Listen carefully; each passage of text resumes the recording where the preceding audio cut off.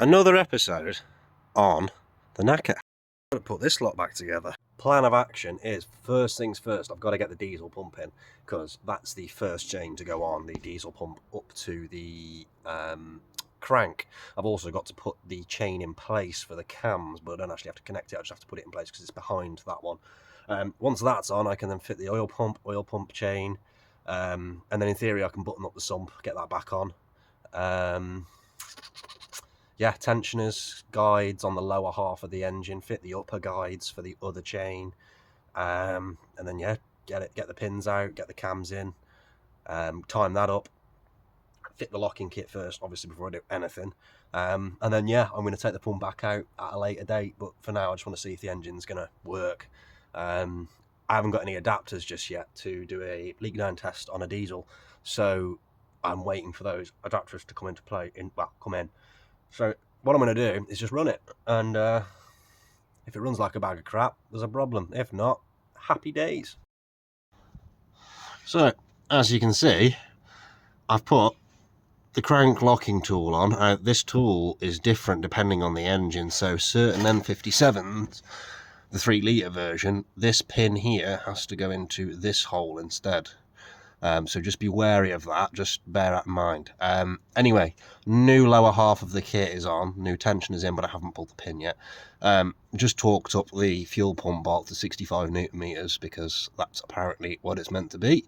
Yeah, I've just got to get a little oil squirter put in there, and then get the oil pump on and crack on from there, and then start the top end. And then once the top end's done, flywheel on, bolt the starter up from this side somehow, and try and start it without the gearbox on, just to see if she's going to live. So a little bit further, oil pump is now on, as is the new oil pump chain. Now, they look slack, but that's just how they are, so don't panic. A bit of a surprise, boys and girls. She's a bit rattly, but I'm missing an injector seal. No warning lights. I'm a bit of a dodgy bugger, so that's how she's running at the minute, half a trolley jack. But it's running.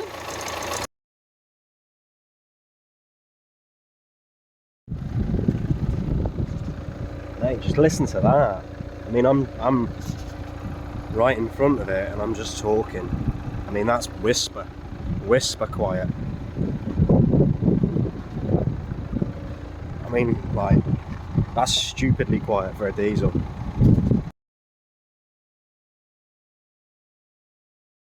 Well guys, it's all back together, ran beautifully. Went for MOT Saturday, passed with flying colours, one tyre on the front that's a bit close to the limit. That's literally it. There was a few little niggles. There was a side light out and a brake light bulb out, which I clocked before I took it. So I fixed those before I took it, topped off all the fluids, went underneath and just did a quick double check. Yeah, you know, normal stuff you do before an MOT, and yeah, hunky-dory. So all on the road, drives lovely. I'll put some pictures up in a sec after it was valeted, because my brother did the valeting with his little valeting company. But yeah, it came out really nice. So yeah, chuck a new set of tyres on it, because they've got flat spots on it. I've noticed at 70 it's got a slight vibration. And then yeah, get it up for sale.